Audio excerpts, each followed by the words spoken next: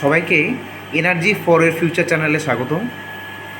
আমি গত পরশু দিন এই আশা পাওয়ারের এমপিপিটি সোলার চার্জ কন্ট্রোলারটা লাগিয়েছি। আমার তো নর্মালি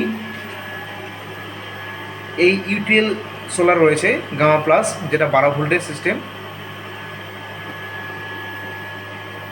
এই চার্জারটি আমি লাগিয়েছি মূলত যে সোলার চার্জ কন্ট্রোলারটি রয়েছে ইউটিএলের, আমার এই 3টি ব্যাটারিকে পুরোপুরি চার্জ করতে পারছিল না। এখন শীতকাল, সূর্য প্রায় দেখা পাওয়াই যায় না, যার জন্য আমি এটিকে আবার লাগিয়েছি।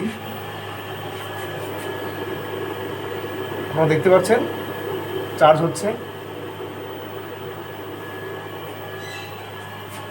সারাদিন ধরে আমার এই ইউটিএল দিয়ে বাড়ির যত সরঞ্জাম সব চলে যায়, কিন্তু ব্যাটারি এই চার্জার দিয়ে এই ব্যাটারি পুরোপুরি চার্জ হয়ে থাকে। রাতেরবেলা এই ব্যাটারিগুলো দিয়ে আমার বাকি সরঞ্জামগুলি চলতে থাকে। ছাদে দুটো প্যানেল লাগানো আছে, দুটো বলতে টোটাল 6টি প্যানেল। 3টি প্যানেল এই আশা পাওয়ারের সঙ্গে যুক্ত করা আছে, আর 3টি প্যানেল এই ইউটিএলের সঙ্গে যুক্ত করা আছে। আমি কীভাবে কানেকশন করেছি সমস্ত তথ্য আমি এর পরের ভিডিওতে দেব। আজকে এটি পর্যন্তই। সকলকে ধন্যবাদ।